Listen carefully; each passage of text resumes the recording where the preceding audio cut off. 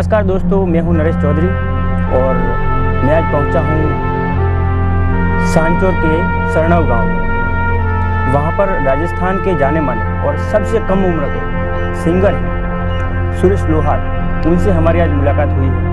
उन्होंने बहुत कम उम्र में गाने की शुरुआत की थी और आज बहुत बढ़िया सा मुकाम हासिल किया है।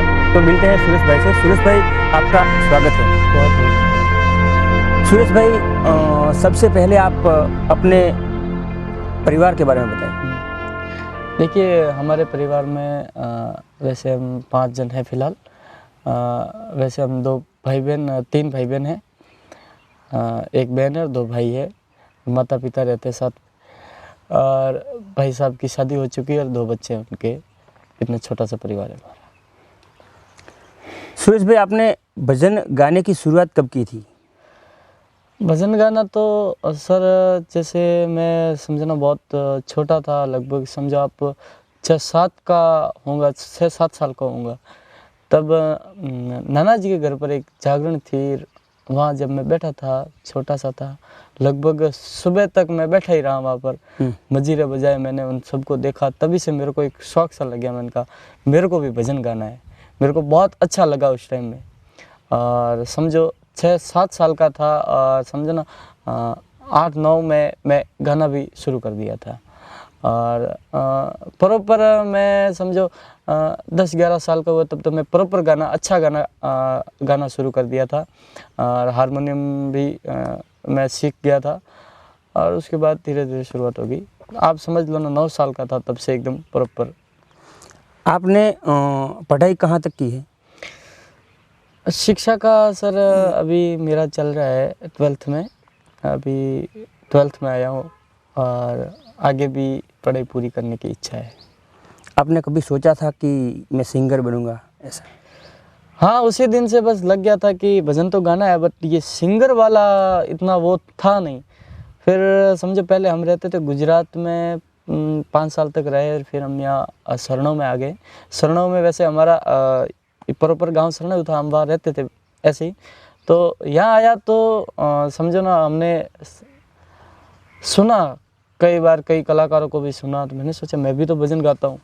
और ये मैं पूरा श्रेय तो पिताजी को देना चाहूँगा। बाकी कलाकार वाला मेरे दिमाग में नहीं था। पिताजी चाहते थे कि मेरा बेटा एक दिन कलाकार बड़ा ही बनेगा, लेकिन मेरे दिमाग में नहीं था। मेरे दिमाग में भजन ज़रूर था, सत्संग ज़रूर थी, वो मेरे को अच्छा लगता था। किंतु ऐसा मतलब समझो ना, ऐसा ही समझ लो कि आत्मविश्वास ही नहीं था कि इतना बड़ा कलाकार बन जाऊँगा। आपके परिवार में कौन कौन भजन गाते थे? हाँ, परिवार में देखिए वैसे तो मेरे पापा की दादी भी गाती थी और पापा भी थोड़े थोड़े गाते हैं। और हमारे दादाजी के भाई गाते थे भजन। और मेरे को जो ये मार्गदर्शन जो मिला है ये मेरे ननिहाल से मिला है, क्योंकि ननिहाल में मेरे वो नाना जी वगैरह गाते थे तो मैं उनको देख के सीखा हूँ। आप कहीं जाते हैं भजन गाने के लिए, लोग आपको वहाँ पे मिलते हैं, देखते हैं, आपको मिलते हैं, कैसा महसूस होता है आपको? बहुत अच्छा लगता है क्योंकि शुरुआत से हमारी जो पारिवारिक स्थिति थी, आर्थिक स्थिति बहुत ही मतलब दुबली थी।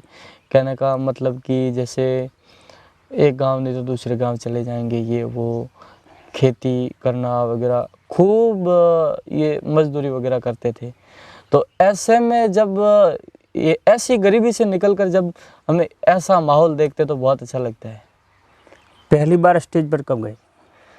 पहली बार स्टेज पर तो 2016 में धना भारती जी महाराज का जालोर में बड़ा नाम है, उनका भंडारा था।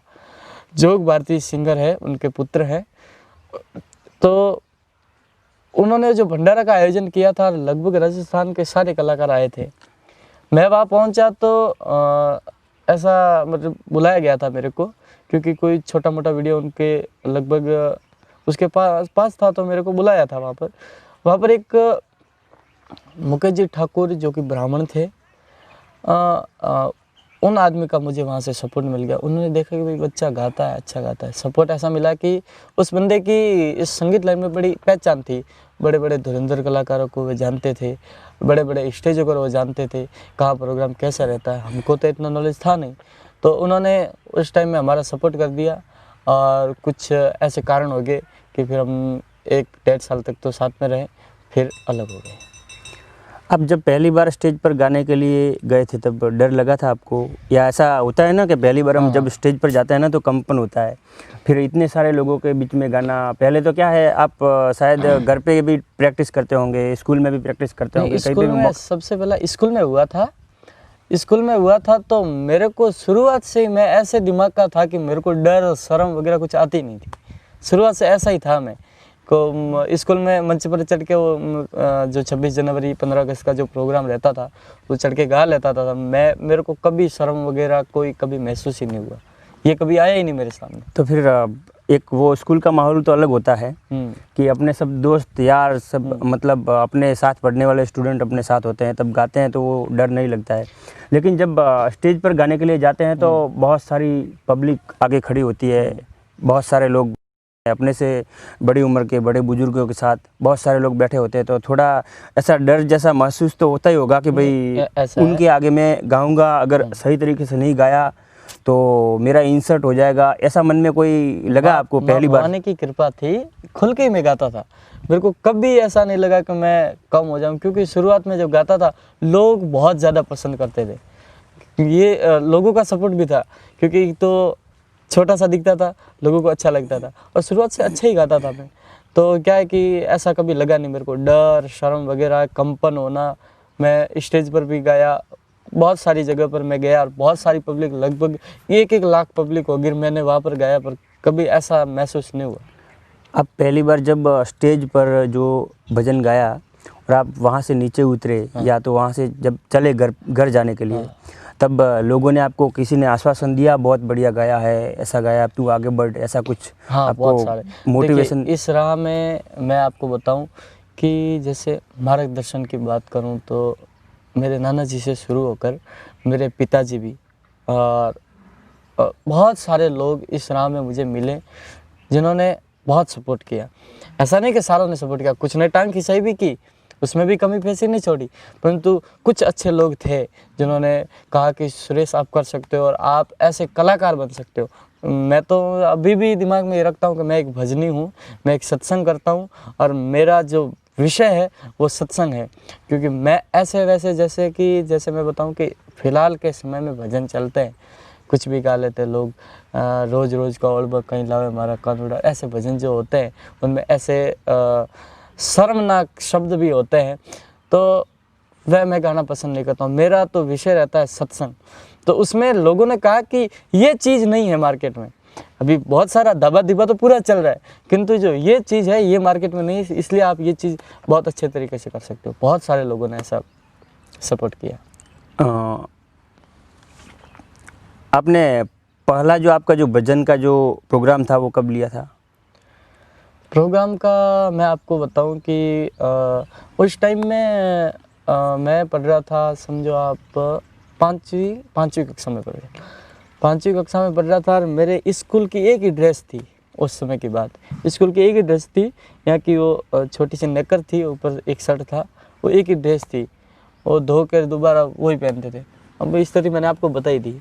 अब ऐसी स्थिति में वो पहने, फिर एक मोटा राम जी करके देवासी थे हमारे यहाँ के करवाड़ा गांव के, फिलहाल उनका लगभग सूरत में कामकाज है, भजनिक थे। उन्होंने मुझे यहाँ शरणों में कहीं गाते हुए सुन लिया था। बोले कि इस लड़के को मैं ले जाऊंगा सेवाड़िया, रानीवाड़ा के पास जो सेवाड़िया है, महादेव जी का स्थान है, वहाँ पर वो समझना हर साल जाते थे। तो मेरे को बोला कि अगले साल आपको ले जाएंगे। मैंने कहा ठीक है।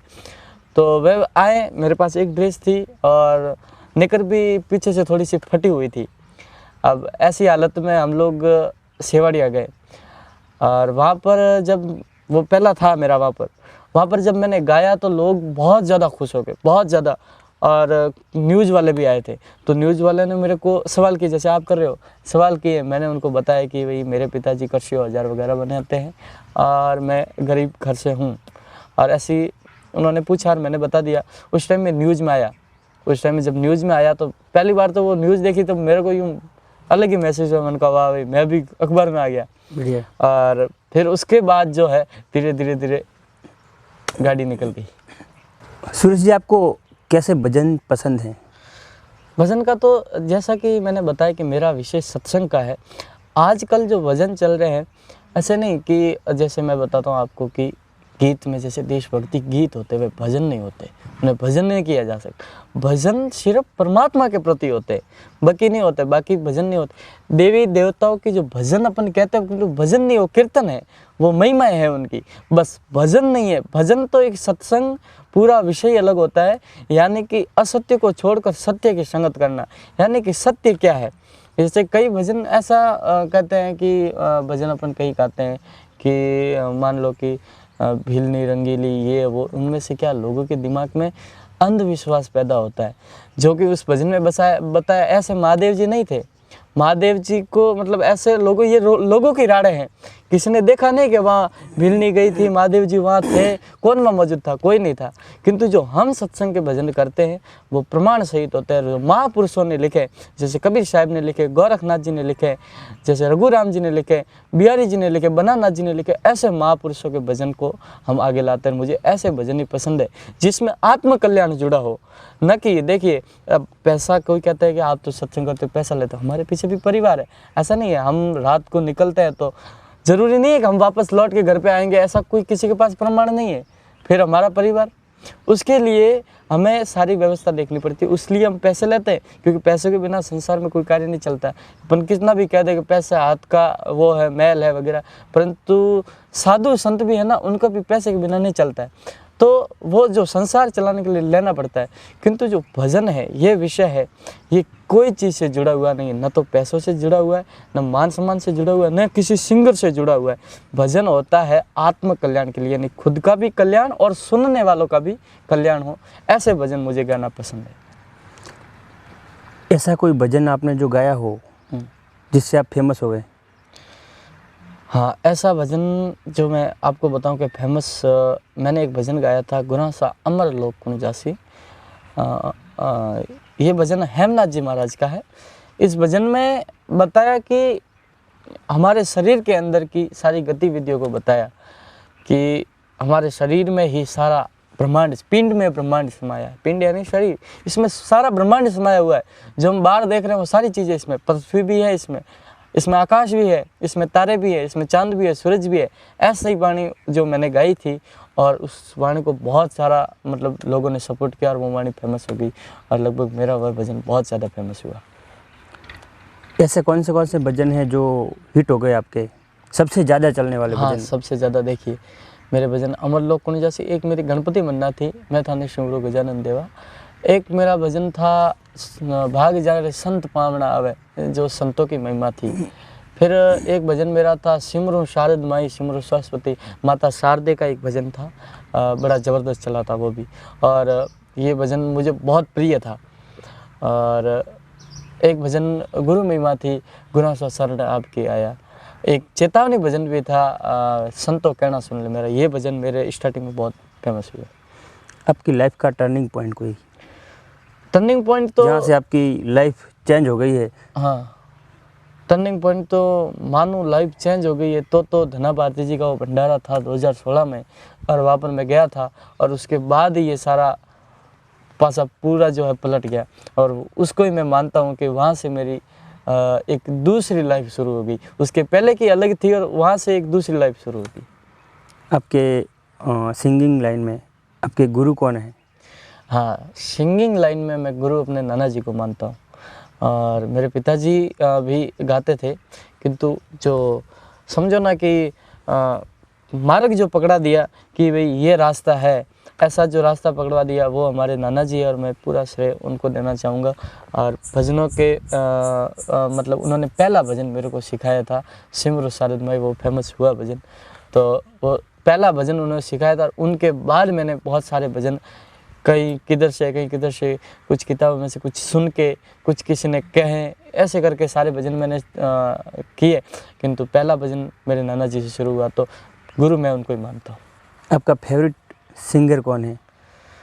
फेवरेट सिंगर हमारे राजस्थान में तो मैं आपको बताऊं कि राजस्थान में मुझे पसंद है जो हमारे प्रकाश जी गांधी है, उनका स्वयं का बजाने का, स्वयं बजाते स्वयं ही गाते। उनकी राजस्थान में कई फिल्में भी है, जैसे फौजी की फैमिली वगैरह, कहीं देखी रहेगी तो।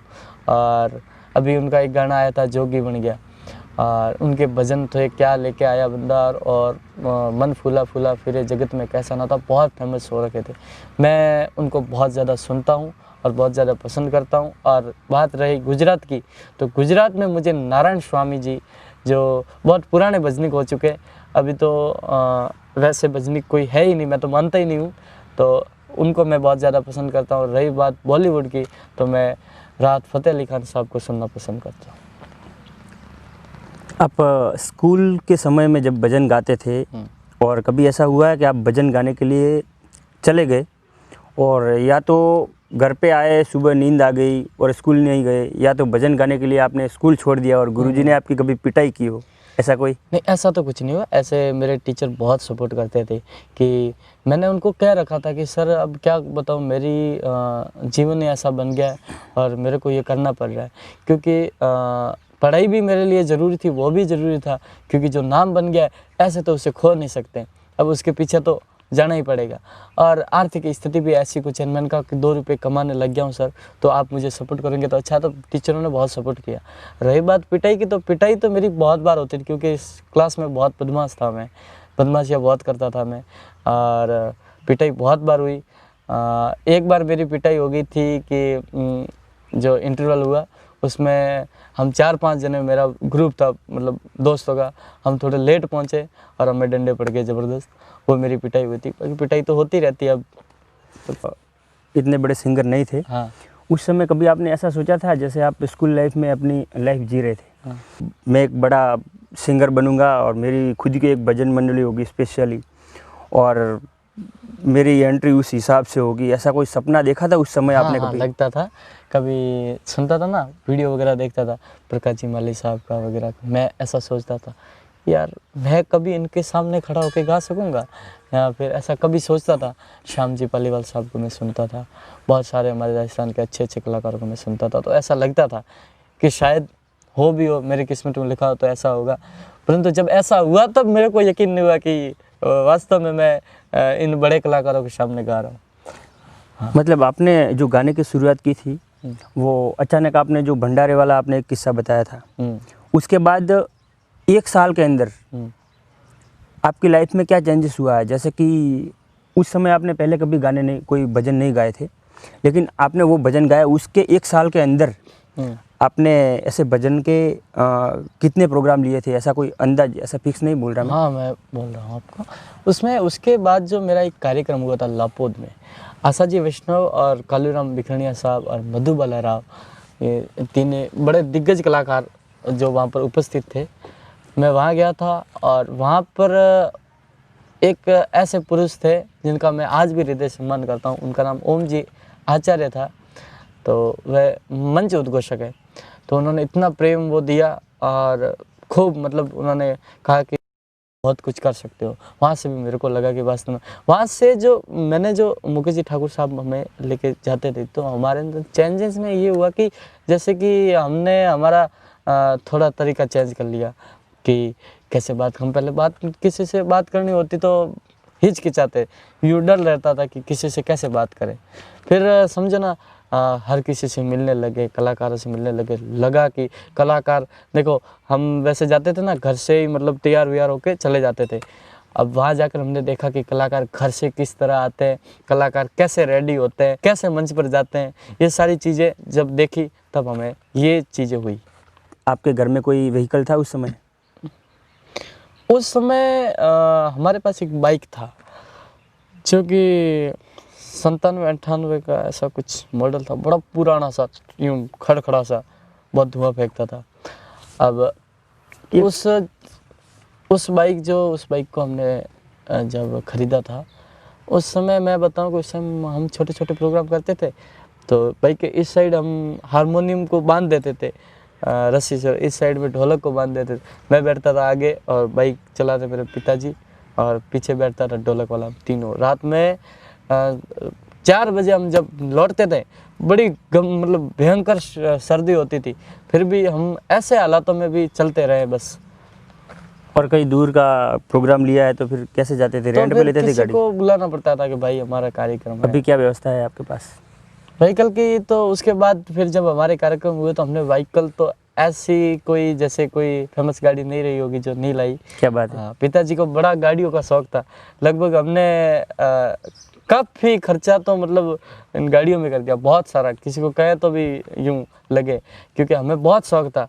आप समझो ना, हमने ऐसी, एक तो ये हमारी फॉर्च्यूनर बाकी रहेगी और ये बड़ी बड़ी गाड़ियाँ बाकी रहेगी, बाकी जो एक लेवल की गाड़ियाँ होती जैसे इनोवा, स्कॉर्पियो, स्विफ्ट वगैरह वगैरह, पूरी गाड़ियाँ हमने एक एक बार सबको यूं चला के छोड़ दिया। और अभी का जो माहौल है उसमें हमारे पास एक गाड़ी है TUV 300 और एक बाइक है अपाची, एक और बाइक है हमारे पास HF डिलक्स। अभी ये है, क्योंकि किसी समझने वालों ने कहा कि ज़्यादा गाड़ियों में वो है नहीं, तो तभी। बाकी हमको बहुत शौक था गाड़ियों का, तो ज़बरदस्त शौक था। हाँ, पढ़ाई अभी आपकी चल रही है, आपका सपना क्या है? जैसे आपको सिंगर आप बन गए हैं, आप धीरे धीरे धीरे और भी आप बहुत बड़े मुकाम हासिल करेंगे, ऐसी हमारी शुभकामनाएं। फिर भी आपका सपना क्या है? देखिए, जब से सिंगिंग में था और तब से मेरा ऐसा था कि मैं एक्टर बनूंगा, किंतु कई जगह पर मैं जाता हूँ तब देखता हूँ कुछ चीज़ें ऐसी भी हो रही है जो नहीं होनी चाहिए। तो मैं कुछ चीज़ें उस लेवल में रहकर वह चीज़ें मैं नहीं कर पाता हूँ। मेरे ऐसी इच्छा होती है कि कुछ गलत जो हो रहा है उसका सुधार, परमात्मा का काम है सुधार करना, किंतु कोशिश से हम कर सकते हैं। तो मैंने ऐसा सोचा कि कुछ ऐसा करता हूँ कि कुछ जो गलत है उसको सही करने का सुधार हो पाए। तो जैसे मैं आपको बताऊं कि हमारे भारत देश में कई ऐसे विद्वान हुए हैं।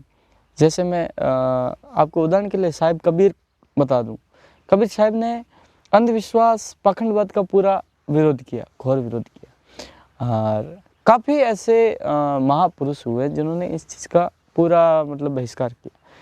और मुझे भी ऐसा लगता है कि कभी कभी जैसे कोई गरीब आ गया और गरीब ने कहा कि मुझे ज़रूरत है, और हमने उस गरीब की सहायता तो नहीं की और किसी मंदिर में जाकर प्रसाद चढ़ा दिया या मान लो कुछ दान कर दिया अपने वहाँ पर।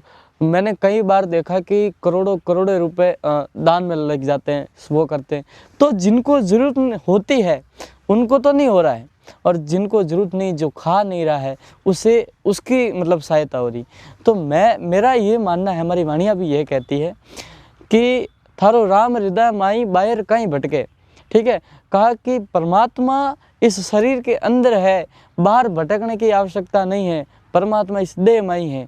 तो जैसे इस देह में है उसकी तो कदर नहीं है, और जो नहीं है वहाँ जाके लोग ही ऐसे अंधविश्वासों में पड़े हुए हैं। मेरा वो विरोध नहीं है, मेरा तो यह कहना है कि अगर हमारे पास कैपेसिटी है सहायता करने की, हमारे पास, तो हम ऐसे लोगों की सहायता करें जिनको ज़रूरत है। जैसे अपन ने कहीं प्रसाद चढ़ा दिया तो प्रसाद तो क्या है, या तो किसी के पैरों के नीचे आएगा, या कुछ चढ़ा दिया तो नाली में बहता हुआ जाएगा। मैंने कई बार ऐसा देखा है, ये मेरे आंखों देखी बात है। तो मुझे लगता है कि जहाँ परमात्मा है उसकी कदर नहीं। एक हमारी वाणी है, उसमें कहते हैं कि बैठा वे तो बोले नहीं, ऊबा नहीं कहवे आवो, सूता वे कदी जागन किया देश ने ध्यावो। तो ये वाणी स्पष्ट कहती है कि बैठा वे बोले नहीं। हम हिंदू, मुस्लिम, सिख होते हैं, ईसाई होते हैं, उनके देवता सारे अलग अलग होते हैं। जैसे मैं बताऊं कि जैन होते हैं, तो बैठा हुए बोले नहीं। हमारे हिंदू के देव बैठे होते हैं, किसी पर आसन किए हुए बैठे हुए देव होते हैं। तो कहते हैं कि बैठा हुए तो बोले नहीं, वह बोलते नहीं, वह बोलते नहीं, वह कभी मूर्तियाँ कभी नहीं बोलती। हाँ, बैठा हुए बोले नहीं, उबा नहीं कहवा आवो। जैनों के देव जो होते हैं वो खड़े होते हैं। हम जाएंगे तो कहेंगे भाई आओ, बियो, चाय पियो। हमारे मारवाड़ी भाषा की मैं आपको बात कर रहा हूँ। तो ऐसा कभी नहीं होता। आप किसी के, आपके सज्जन के पास जाओगे तो आपको आपका तो मिलेगा ना कि भाई आओ, अच्छा तो लगेगा ना, हृदय में तो अच्छा लगेगा ही लगेगा। तो ये चीज़ें नहीं होती। और सूता व्यक्ति जागे, मुस्लिम लोगों के देव सोए हुए होते हैं, वे कभी जागते नहीं है। सूता वे जागने किया देश ने ध्यावो, संतों बोलता पुरुष ने ध्यावो। जो बोल रहा है वह परमात्मा है, जो बोल नहीं रहा है वह परमात्मा नहीं हो सकता। यूँ तो देखो, ये सारा चराचर जगत ब्रह्मांड पूरा परमात्मा में ही है, परमात्मा उनके अंदर है, उनके अंदर ब्रह्मांड समाया हुआ है, सारी उसकी लीला है।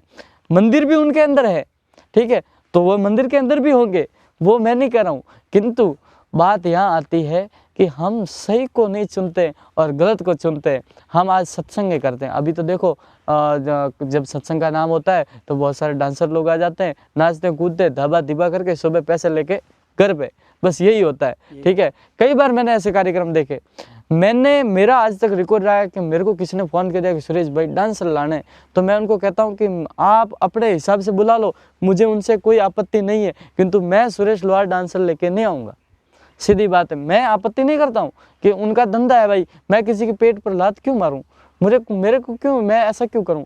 यदि आपको अच्छा लगता है तो करो, पर ऐसा नहीं होना चाहिए। डांसर को नाचना नाचे, जो मैं वाणी गाऊंगा उस पर यदि वो नाच सकता है तो बुला लो। तब उन सोच देंगे यार सुरेश भाई तो देसी भजन गाते, उस पर डांसर बेचारे क्या नाचेंगे, तो वो पूरा कैंसिल ही हो जाता है। लगभग तो समझना 95% तो मेरे प्रोग्राम डांसर होते नहीं है, और जो होते हैं तो पार्टी के तहत होते हैं, मैं अपनी ओर से कभी नहीं लेके जाता हूँ। तो सत्संग क्या होती, यानी सत्य को संगत और असत्य है उसका त्याग करना। तो असत्य तो यही हुआ ना जो अपन अंधविश्वास करते हैं, और सत्य क्या है, ये जो हम चराचर जगत में देख रहे हैं। परमात्मा तब खुश होता है जब हम किसी की सहायता करते हैं। तब मेरे को ऐसा लगा कि मैं कुछ ऐसा करूं कि मेरे समाज की भी सेवा हो जाए, मेरे देश की भी सेवा हो जाए, मैंने मातृभूमि पर जन्म लिया इसकी भी सेवा हो जाए। तो कुछ मैंने ऐसा सोचा है कि मैं कुछ अलग करूँगा, और जब करूँगा तब लोगों के सामने होगा कि मैं क्या करूँगा। अभी से मैं उसके विषय में ज़्यादा कुछ कहना नहीं चाहता, परंतु ऐसा करूँगा जिससे मेरे समाज की सेवा हो जाए, जिससे मेरे मातृभूमि और देश की सेवा हो जाए। जी, आपकी ओर से हमारे दर्शकों को क्या संदेश है? मैं सभी दर्शकों से यही विनती करूँगा कि ज़्यादा से ज़्यादा शिक्षित बने, क्योंकि यदि आपके अंदर शिक्षा का प्रभाव हो गया तो ऑटोमेटिक ही शिक्षा में ऐसा प्रभाव है कि वो अंधविश्वास को दूर करता ही करता है, क्योंकि उसमें वो पावर है, बाकी चीज़ों में पावर नहीं है।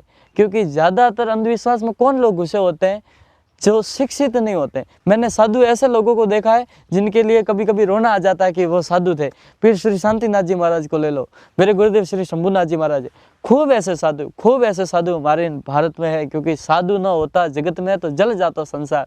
ये कलयुग का ये जो युग है, इसमें यदि हमारा मार्गदर्शन करने वाले ये साधु ना होते ना तो निश्चित ही हमारा पतन हो जाता, और हमें सत्य का अनुभव भी नहीं होता कि सत्य क्या है और असत्य क्या है। इसलिए मैं साधुओं का पूरी तरह से सम्मान करता हूँ। मैं ये कहना चाहूँगा कि कोई भी चीज़ हो आपके दिमाग में लगे तो मैं उन लोगों से कहना चाहूँगा कि ये जो पाखंडवाद और ये जो अंधविश्वास है उन चीज़ों से बाहर निकलकर सत्य परमात्मा की खोज में लग जाएं।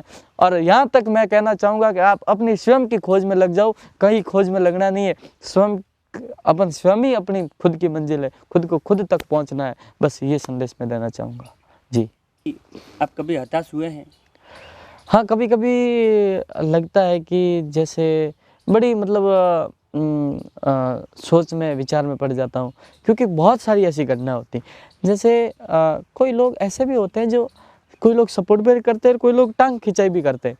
तब कुछ लोग ऐसे होते हैं उनके अंदर ऐसी दुर्भावनाएं भरी होती है कि उनको सहन नहीं होता कि ये क्यों ऐसा कर रहा है, ये क्यों सुखी है, ये कुछ लोगों को देखा नहीं जाता उनसे। तो तभी ऐसा वो क्या करते हैं कि कुछ उल्टी सीधी ऐसी हरकतें कर देते हैं, जिससे बड़ा दुख होता है कि जैसे कोई बदनाम करने की साजिश कर लेता है, कोई अफवाह फैला लेता है कि सुरेश को ये कर दिया, सुरेश ने सिंदूर पिला दिया, कुछ ये हो गया। और थोड़ा बीच में मेरी आवाज़ जो चेंज हुई, ये प्राकृतिक चीज़ है। अब ये भी मेरे चाहने वाले सुन रहे होंगे, ये प्राकृतिक चीज़ है। जैसे आपकी उम्र बड़ी होती है आवाज़ बड़ी हो जाती है। एक बड़े आदमी की आवाज़ होती है, एक छोटे आदमी की आवाज़ होती है। तो 15-16 के बाद में आवाज़ चेंज होना शुरू हो जाती है। तो मेरी आवाज़ चेंज हो गई तो काफ़ी लोगों ने अफवाह फैलाई, उससे मेरे पर्सनल जीवन पर बड़ा प्रभाव पड़ा, कैरियर पर पड़ा। हाँ, इसलिए मैं उस टाइम में थोड़ा हताश हुआ था। कोई एक बढ़िया सा भजन सुना दो जो आपका पसंदीदा हो। फिलहाल बहुत सारे भजन चल रहे हैं मार्केट में। अभी मैंने एक भजन सुना था और बहुत ज़्यादा पसंद आ गया, तो 2 लाइनें पेश कर रहा हूँ, जो कि एक लोगों में जागृति वाली बात है। आजकल के बहुत सारे पाखंडवाद, जैसे मैं बता रहा हूँ आपको, ऊंच नीच भेदभाव हर इंसान के साथ कुछ ना कुछ कभी ना कभी गलत होता है। जब ये गलत देखता हूँ तो मुझे भी लगता है कि क्यों गलत हो रहा है, किस लिए गलत हो रहा है। जब हम ये सवाल करते हैं तो करने वालों के पास जवाब कुछ नहीं होता है, किंतु वो अपनी रोब झाड़ देते हैं। तो कभी कभी सत्संगों में भी ऐसा कहते हैं। आशा भारती जी ने लिखा कि कई आशा भारती निज सत्संग में ऊंच नीच एक सारा, वहाँ पर सब एक समान होते हैं। सत्संग में जब एक समान होते हैं तो सत्संग में भी ये चीज़ें होने लगी तो अब कहाँ नहीं होगी।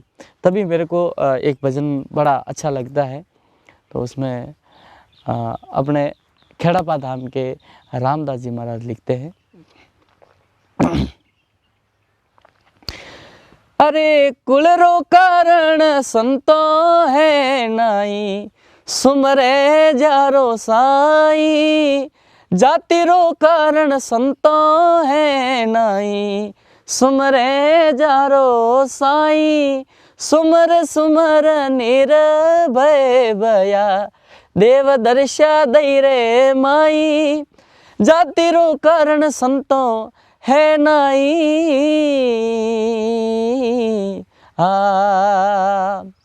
अरे 88,000 ऋषि तपता एक वन खंड माई। जामे तापे सबरी भीलनी, जामे अंतर नाई। अरे जाति रो कारण संतो है नाई, सुमरे जारो साई। सुमर सुमर निर्भय भया, देव दर्शा दई घट माई। जाति रो कारण संतो है नाई। अब इसमें लास्ट में एक पंक्ति और है कि नीच केवे संसार में वो नर नीच सदाई। उत्तम हरिरो नाम है न बाकी सब मध्यम बनाई। संसार में उत्तम एक ही चीज़ है, वो परमात्मा का नाम है। बाकी कोई जगह, कोई वस्तु, कोई भी उत्तम नहीं है, सब मध्यम है। अंत में कहा, अरे रामदास संत बोलिया, गाँव खेड़ा पा माई। राजा परे जा निमन करे, ऐसी राम दुआई। कुल रो कारण संतो है नाई, सुमरे जारो साई। जाति रो कारण है नाई राम। और हमारे दर्शक भी आपको जानना चाहते थे कि सुरेश लोहार एक छोटी सी उम्र में बहुत बड़ा नाम कर दिया, तो सभी दर्शक भी जानना चाहते थे क्योंकि आपका इंटरव्यू पीआरजी में हुआ था बहुत समय पहले, तब तो शायद आप 4-5 साल हो गए होंगे उस बात। वो हुआ था लगभग 18 में। हाँ, उसके बाद आपका कोई इंटरव्यू आया नहीं है। और आपका भी बहुत बहुत धन्यवाद, आप हमसे जुड़े, समय निकाला, धन्यवाद। बहुत बहुत धन्यवाद।